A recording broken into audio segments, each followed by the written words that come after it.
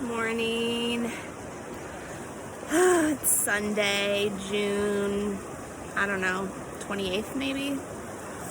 Kind of just making this video for myself, just as a reminder of how awesome this place is. I came up here in the mountains. I've been getting up really early lately. I don't know why. I think it's just stress and I'm not sleeping well. But it's like I'm back on Illinois time already. It was 5 o'clock when I got up this morning. Like, seriously, it probably is old age, getting old too. But anyway, it's just, I'm gonna miss this. Like, it's a beautiful place. Like this little, I'm at just off the highway up in Lyons, and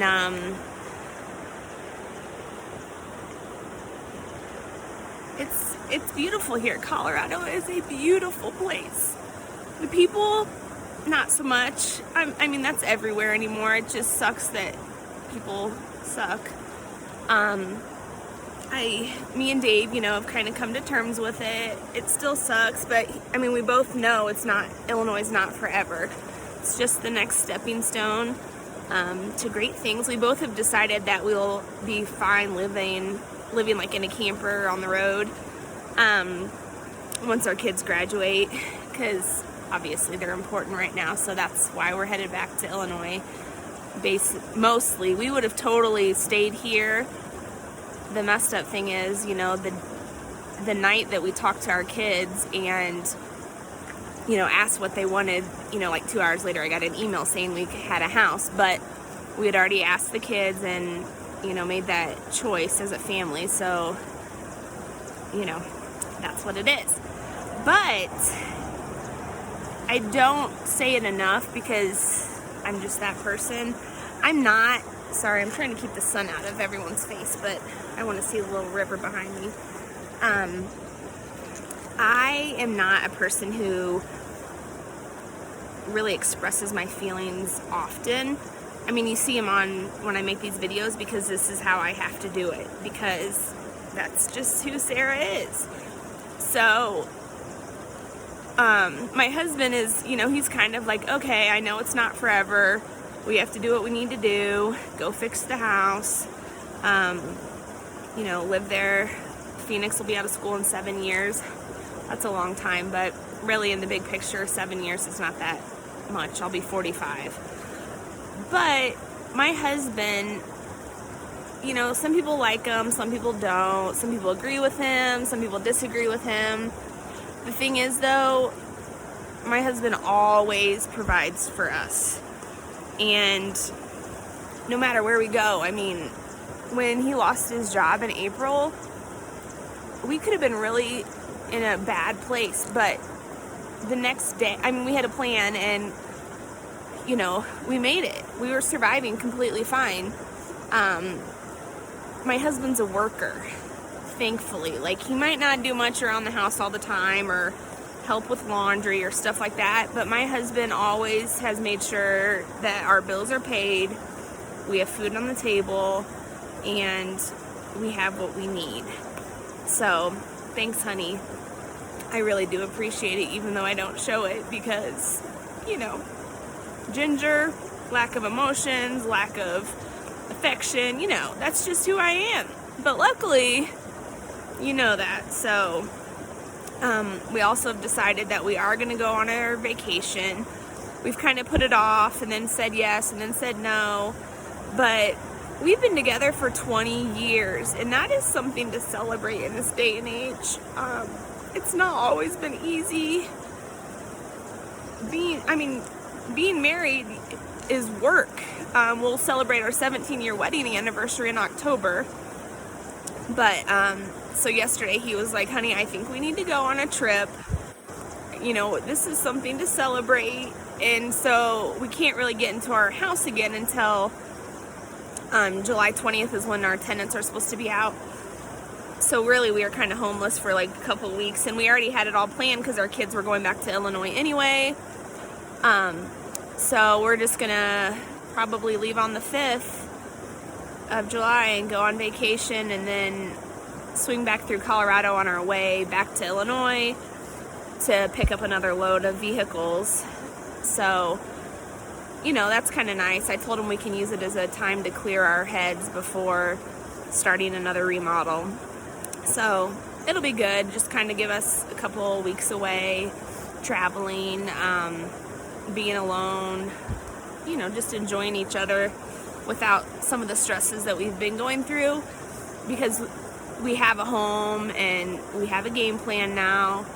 So we'll see what happens, but I'm excited to go on a trip because I was looking forward to it. The funny thing is, we have absolutely nothing planned. So literally we're going to load the Can-Am up and the camper, and we're gonna head back west. I know for sure I'm gonna go see the redwood trees in California because that's what I want to do, and we're gonna hit Vegas for sure, and probably Moab, and then other places along the way, or wherever my heart desires, really, because that's the good thing about a road trip when you have no plan. So I'm excited. Other things, I don't know. I said I was going to miss this, but things that I know I'm not going to miss anymore are my little brother's daughter's birthdays. My niece Abby, like, she was born the year after we moved, so she'll be 2 in September. And, you know, I missed her first birthday. I've missed a lot of stuff. And my brother Seth is, you know, my favoriteest, babyest brother. But he's always just, you know, Seth has always just been my person. And I haven't talked to him much living out here just because I don't like to talk on the phone. You know, I just don't. Like, it's just who I am. And so I've missed my little brother a lot. We used to hang out and do stuff. So I'm excited to do that again. So I'm not gonna, you know, I'm not gonna be missing out on stuff with my brother and his family anymore. And his wife Heather, she's super sweet, and they're just raising an amazing little baby. And then my niece Annie, she's my little redheaded, you know, co-partner. She's got red hair, so I just, you know, obviously I have a special little place in my heart for her because she's a little ginger like me. But she just turned 6, and before you know it, she'll be in high school. So, and then I have Blake and Riley, which are my other brother's kids. They're going to be 13 and 12 this year. So our time with them, you know, as they're getting older and with my brother not being around, they're going to come to a point in their life where they're going to make a decision if they still want to be part of our family. You know, just due to the circumstances, I can't imagine because I haven't been there, but you know, those kids are, I'm sure still hurting a little just because, you know, they have questions. And then I have an older brother that has 6 kids. We're not really close, but we tolerate each other. We're just on different levels as far as everything. I still don't know how we came from the two. We are the full 100% siblings, and we are the most different, but we have the same mom and dad. It's so crazy. So, anyway, we might see their kids, I don't know. And then, you know, just my sister and having family around. I'm worried that people are going to have expectations of me that I'm not going to fulfill. Please don't have any expectations.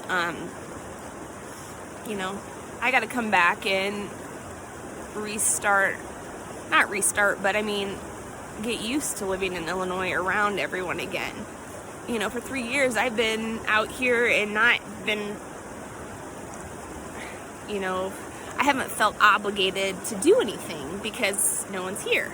So please, if I say no, just remember it's nothing personal. It's just, you know, I don't want to, or I have other stuff going on, or I just don't feel like it. I mean, it's just, I have that capability of saying no, I don't really want to.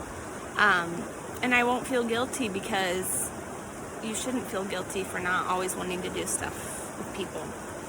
I am excited, you know, for my grocery trips with my mom and my grandma in Phoenix, because we always used to go to like Sam's and stuff on the weekend, and you know, I don't have to go every time, but it's fun. I mean, 4 generations. I mean, it's probably against the COVID laws, but the way I look at it, my grandma is almost 91 years old.